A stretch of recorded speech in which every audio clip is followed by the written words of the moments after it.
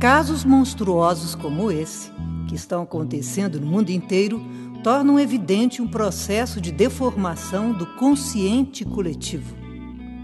E não existe instituição nenhuma que seja capaz de frear esse processo, porque se trata de algo não palpável, que é a vontade do indivíduo permitida pelo seu livre arbítrio. A humanidade vive sem se conhecer, não tendo domínio sobre suas vontades. Aí, o pensamento é livre. A pessoa, então, fica como um robô, à mercê dos impulsos que lhe são ordenados. E quem irradia esses impulsos?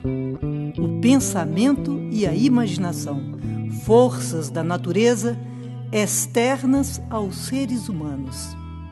E os seres humanos, por desconhecerem essa realidade, são levados a acreditar que o pensamento e a imaginação são pertences do seu próprio ser, porque os seres humanos vivem desconhecidos de si mesmos.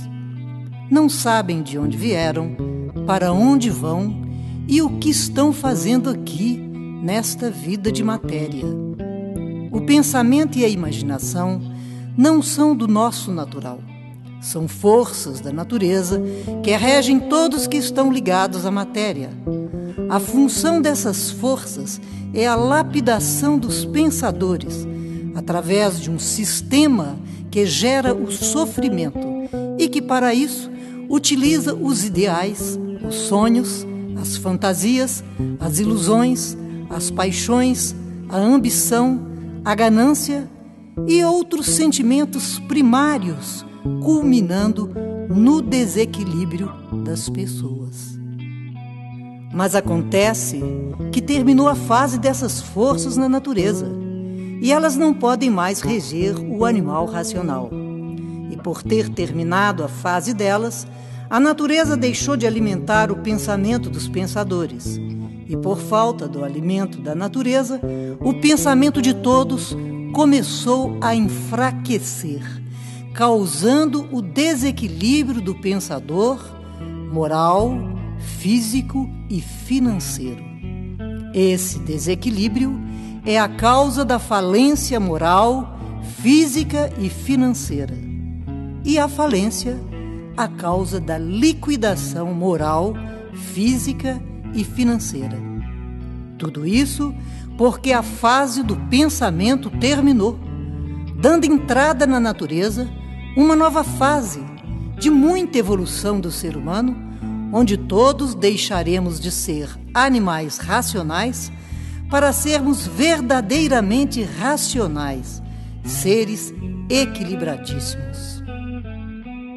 Essa nova fase, a fase racional, teve início em 1935, com a entrada na natureza de uma energia poderosíssima, desconhecida da humanidade, a energia racional, que na realidade são seres do mundo de onde somos originários e que aqui estão entre nós para nos guiar e orientar nesta nova fase.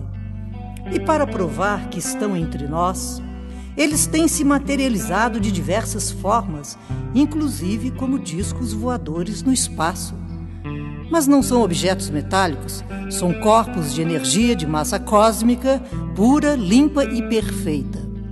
E com suas materializações no espaço, anunciam essa nova fase, a fase da racionalização dos povos, onde todos vamos conhecer o mundo de nossa verdadeira raça, que é racional, e sabermos como voltar para ele, através do desenvolvimento da nossa parte racional, o raciocínio, que é a glândula pineal, e que sempre foi confundido pela ciência e pela filosofia com o pensamento concreto.